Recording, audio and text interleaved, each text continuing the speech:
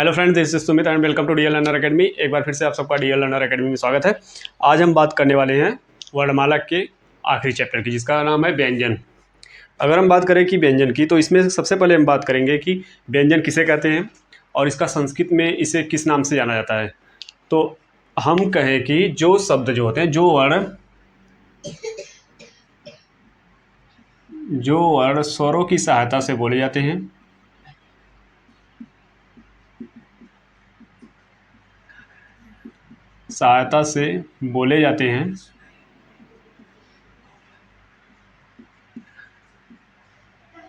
उसे व्यंजन कहते हैं। ठीक, व्यंजन कहते हैं।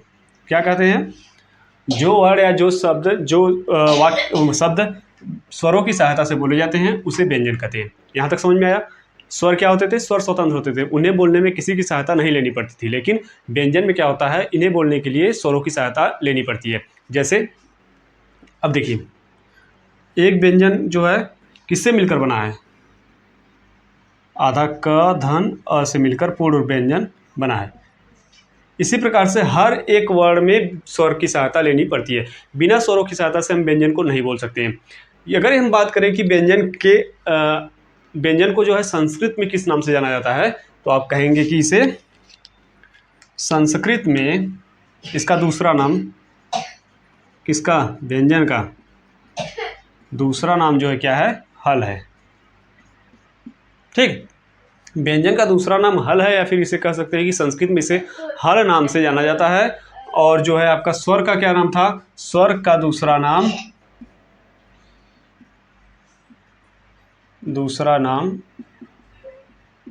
अच था।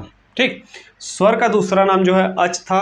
स्वर को बोलने में किसी की सहायता नहीं लेनी पड़ती थी, वह स्वतंत्र होते थे। लेकिन व्यंजन को बोलने में स्वरों की सहायता लेनी पड़ती है। इसका दूसरा नाम क्या है? हल है। अगर हम बात करें कि मूल व्यंजन कितने हैं, तो मूल व्यंजन आपके कितने हैं?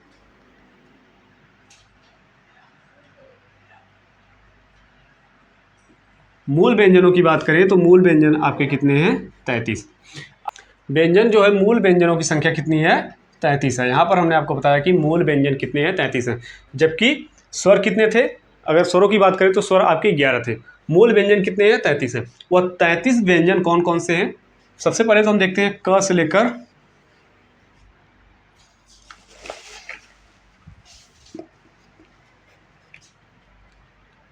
आपके हो गए क से लेकर म तक, यानी क वर्ग से लेकर प वर्ग तक। ये 25 जो है आपके स्पर्श व्यंजन है।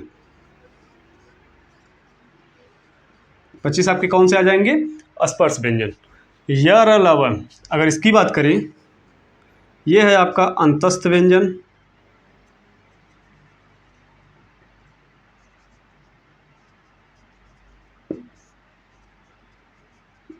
य र लव अंतस्थ व्यंजन हो गया, और स ख सह किस में हो गया? उष्म व्यंजन में। उष्म व्यंजन। ठीक, 25 आपके ये हो गए क वर्ग से लेकर प वर्ग तक। क में 5 हो गए, क वर्ग में 5, च वर्ग में 5, ट वर्ग में 5 और त वर्ग में 5 और प वर्ग में 5। यहाँ से लेकर यहाँ तक आपके 25 हो गए, 25 व्यंजन। और यह र ल व 4 ये हो गए, स ख सह 4 ये। कुल मिलाकर आपके कितने हो गए? 33। 33 मूल व्यंजन होते हैं। अब बात करें कि उच्चारण स्थान की। देखिए, सभी वर्णों को बोलने के लिए कोई ना कोई उच्चारण स्थान होता है, कहीं ना कहीं से बोले जाते हैं। अगर उसके बारे में बात करें तो आपको एक ट्रिक बता दें, बहुत पुरानी है। के टी एम डी ओ। ठीक, के से हो गया क्या आपका? कंठ। ये आपके कंठ से बोले जाते हैं। ठीक, कंठ से बोले जाने वाले वर्ड कौन से हैं? क वर्ग। ये तो तालव्य से बोले जाते हैं, तालु से। च वर्ग जो है तालव्य से बोला जाता है। ट वर्ग जो है मूर्धन्य है, मूर्धन्य से बोला जाता है, मूर्धा से। ये मूर्धन्य व्यंजन हो गए। त वर्ग जो है आपका दंत व्यंजन है। प वर्ग जो है आपका क्या है? ओष्ठ व्यंजन। ठीक, यहां तक समझ में आया होगा। अगर हम बात करें कि क वर्ग किससे बोला जाता है, तो आप कहेंगे कंठ से। च वर्ग जो है तालव्य से। ट वर्ग जो है मूर्धन्य से। त वर्ग जो है दंत से। प वर्ग जो है आपके ओष्ठ से बोले जाते हैं। अब यहीं पर हम देख लेते हैं कि च वर्ग को और किस नाम से जानते हैं, तो कहेंगे आप क्या, स्पर्श संघर्षी व्यंजन है। च वर्ग जो है स्पर्श संघर्षी व्यंजन के अंतर्गत आते हैं। यहां तक आपको समझ में आया होगा। एक बार फिर से बता दे रहे हैं, क वर्ग किससे बोला जाता है, कंठ से। च छ ज झ ञ तालव्य से। ट ठ ड ढ अ मूर्धन्य से। त थ द ध न दंत से। प फ ब भ म ओष्ठ से। य र ल व ये जो है आपके इसी में बोले जाएंगे। अब इसके बारे में थोड़ा सा डिस्कस कर लेते हैं कि ये इनका उच्चारण स्थान क्या है।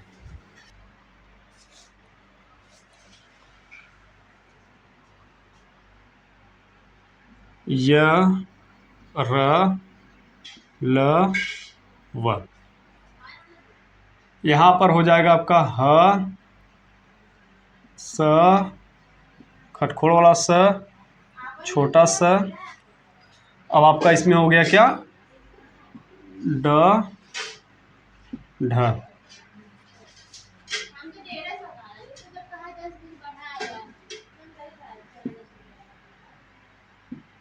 ठीक, अब देखिए कंठ से बोले जाने वाला कौन कौन से है, क ख ग घ अंग और ह। ये भी आपका ह भी किससे बोला जाता है, कंठ से। इसे और किस नाम से जानते हैं, काकल्य व्यंजन के नाम से भी जानते हैं। क ख ग घ अंग और ह ये आपके किससे बोले जाते हैं, कंठ से। च छ ज झ य और तालव्य स, ये जो है य और बड़ा स जो है आपका तालव्य व्यंजन होते हैं। य और बड़ा स, य स आप कह सकते हैं, च छ ज झ य और य स। तालव्य व्यंजन कौन कौन से हैं, च छ ज झ य और स कौन सा, बड़ा वाला स। ये किसके अंतर्गत आता है, इस जैसे क्वेश्चन में पूछता है कि इसमें से तालव्य स कौन से हैं, तो आप कहेंगे ये जो बड़ा वाला स होता है यह तालव्य व्यंजन के अंतर्गत आता है, तालव्य स होता है। यहाँ पर आगे चलते हैं, मूर्धन्य वर्ण की बात करें तो ट ठ ड ढ अड़। ट ठ ड, यहाँ पर मिस्टेक हो गया, ड ढ अड़ ये जो है आपके कौन से होते हैं, मूर्धन्य व्यंजन होते हैं। ट ठ ड ढ अड़, और इसके साथ साथ र और खटखोड़ वाला स यानी मूर्धा वाला स, ढ ढ ये जो द्विगुण व्यंजन है, ड ढ ये भी किसके अंतर्गत आएंगे, मूर्धन्य व्यंजन के अंतर्गत आते हैं। एक बार फिर से आप देखिए, मूर्धन्य व्यंजन के अंतर्गत ट ठ ड ढ अड़, र मूर्धन्य स और ड और ढ ये जो है आपके मूर्धन्य स के मूर्धन्य व्यंजन के अंतर्गत आते हैं। यहीं पर बात करें कि दंत व्यंजन कौन कौन से हैं, तो त थ द ध न, उसके बाद ये तो आपके हो गए दंत व्यंजन, त थ द ध न ल स छोटा स। दंत व्यंजन दंत स कौन सा होता है, छोटा वाला स, ये आपका हो गया दंत स। और ये हो गया आपका तालव्य स, ये हो गया आपका काकल्य व्यंजन यानी कंठ से बोला जाने वाला काकल्य व्यंजन। ये सब क्या हो गया आपका, मूर्धा। ठीक, मूर्धन्य व्यंजन। यहाँ तक समझ में आया होगा आपका। कंठ व्यंजन कौन कौन से हैं, क ख ग घ अंग और ह। इसमें से अगर पूछ दिया गया ह दिया है, ये सब नहीं दिया है, तो आप उसे भी टिक करके आएंगे कि ये ह जो है कंठ व्यंजन होता है। च छ ज झ य स, ये जो बड़ा स होता है वह तालव्य स होता है, जो छोटा स होता है वह दंत स होता है। बड़ा स तालव्य स, छोटा स दंत स। इसके बाद आता है आपका मूर्धन्य व्यंजन ट ठ ड ढ अड़। उसके बाद क्या होता है, र मूर्धन्य स, ड ढ ये सब आपके किसके अंतर्गत आएंगे, मूर्धन्य व्यंजन के अंतर्गत आते हैं। दंत व्यंजन के अंतर्गत कौन से, दंत वर्ण कौन कौन से होते हैं, त थ द ध न ल और छोटा स। छोटा सा जो होता है तालव्य स होता है, बड़ा सा होता है, छोटा सा जो होता है दंत स होता है, और बड़ा सा जो होता है वह आपका तालव्य स होता है। ये इसके आगे चलेंगे ओष्ठ व्यंजन के अंतर्गत प फ ब भ म और व बोलकर देखिए, व प फ ब भ म और व ये क्या होते हैं, आपके ओष्ठ व्यंजन होते हैं, ओष्ठ वर्ण होते हैं। व आपका कौन सा वर्ण है, तो आप कहेंगे ओष्ठ वर्ण है। य और व इसको क्या कहते हैं, अर्ध स्वर के रूप में भी लिखा जाता है, मतलब अर्ध स्वर के अंतर्गत भी इसे रखते हैं। य और व को अर्ध स्वर भी रखते हैं। कि किस वर्ग के अंतर्गत कौन से व्यंजन आते हैं। एक बार हमने आपको डायग्राम के माध्यम से सिखा दिया कि किस वर्ण के अंतर्गत कौन से आते हैं। अब फिर चलिए एक बार फिर से दोहरा देते हैं। स्पर्श व्यंजन के अंतर्गत कौन से आते हैं आपके, स्पर्श व्यंजन की बात करें तो क से लेकर म तक, क से लेकर म तक स्पर्श व्यंजन होते हैं। अंतस्थ व्यंजन य र ल व, आपके कौन से हो गए? अंतस्थ व्यंजन।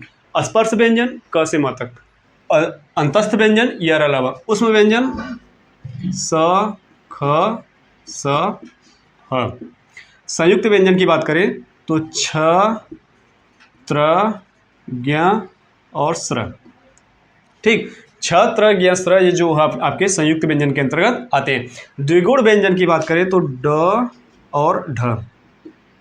द्वित्व व्यंजन में कौन से आते हैं? जैसे आधा ट हो गया, पूरा ट, मतलब एक वर्ण के पहले उसका आधा रूप आए। एग्जाम्पल में देखते हैं, जैसे दिल्ली, मिट्टी। ठीक, इसमें क्या है? द्वित्व व्यंजन शामिल है। यहाँ पर द्वित्व व्यंजन में आप लोग एक बार समझिएगा, आधा ट के बाद उसी वर्ण का पूरा वर्ण आए। जैसे दिल्ली हो गया, आधा ल के बाद पूरा ल आया है, आधा ट के बाद पूरी ट आई है मिट्टी में, तो यहाँ पर कौन सा होगा? द्वित्व व्यंजन होगा। प्रकंपित या लुंठित व्यंजन में आप कहेंगे तो र जो है आपका प्रकंपित या लुंठित व्यंजन के अंतर्गत आता है। पार्श्विक व्यंजन की बात करें तो पार्श्विक व्यंजन आपका क्या है? ल है। ल जो है आपका क्या होता है? पार्श्विक व्यंजन होता है। अर्धस्वर की बात करें, हमने आपको पहले ही बताया, य और व। य और व जो है आपके अर्धस्वर के अंतर्गत आते हैं। अंतस्थ व्यंजन का य व जो है अर्धस्वर होता है। वर्ष व्यंजन की बात करें तो वर्ष व्यंजन हो गया आपका स र ल ज, ये है आपके वर्ष व्यंजन के अंतर्गत आते हैं। स र ल ज। संघर्षी व्यंजन क्या होते हैं? स ख स ह, एक हो गया आपका ज और फ, ये जो है आपके क्या हो गए? संघर्षी व्यंजन के अंतर्गत आते हैं। स ख स ह ज फ। काकल्य व्यंजन के अंतर्गत हमने बताया था आपको, ह या अह जो होता है ये आपका काकल्य व्यंजन के अंतर्गत आता है, ह या अह। स्पर्श संघर्षी की बात करें तो च छ ज और झ, यह स्पर्श संघर्षी के अंतर्गत आते हैं। नासिक के व्यंजन की बात करें तो प्रत्येक वर्ण का पांचवा, प्रत्येक वर्ग का पांचवा वर्ण। ठीक, प्रत्येक वर्ग का पांचवा वर्ण जो है नासिक के व्यंजन के अंतर्गत आता है। एक बार फिर से हम आपको रिवीजन करवा दे रहे हैं। स्पर्श व्यंजन के अंतर्गत कौन कौन से आते हैं आपके? तो स्पर्श व्यंजन के अंतर्गत क से लेकर म तक। अंतस्थ व्यंजन के अंतर्गत य र ल व। उष्म व्यंजन की बात करें तो स ख स ह। संयुक्त व्यंजन की बात करें छ त्र ज्ञ स्र। अब देखिए द्विगुण व्यंजन की बात करें तो द्विगुण में क्या होता है आपका? ड और ढ। द्वित्व व्यंजन आधा ट पूरा ट, आधा ल उसके बाद पूरा ल आए तो वहाँ पर द्वित्व व्यंजन होता है, मतलब एक ही वर्ण का आधा रूप उसके बाद तुरंत पूरा रूप। प्रकंपित या लुंठित व्यंजन की बात करें तो र होता है। र आपका प्रकंपित, या कहीं कहीं पर पूछ देता है कि इसमें से प्रकंपित वर्ण कौन सा है या फिर लुंठित वर्ण कौन सा है, दोनों एक ही को कहते हैं, किसको? र को, क्योंकि इसको बोलने में हमारी जीभ जो है लुढ़कती है, इसलिए इसे प्रकंपित या लुंठित व्यंजन कहते हैं।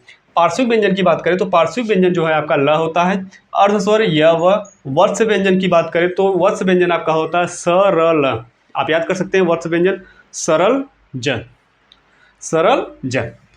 संघर्षी व्यंजन की बात करें तो स ख स ह ज फ, मतलब जिसको बोलने में ऊष्मा उत्पन्न होती है, संघर्षी व्यंजन स ख स ह ज फ। काकल्य व्यंजन की बात करें तो ह और अह जो है काकल्य व्यंजन होते हैं। ह कहाँ से बोला जाता है? तो कंठ से बोला जाता है। स्पर्श संघर्षी की बात करें तो च छ ज झ। स्पर्श संघर्षी होते हैं कौन से? च छ ज झ जो है स्पर्श संघर्षी के अंतर्गत आते हैं।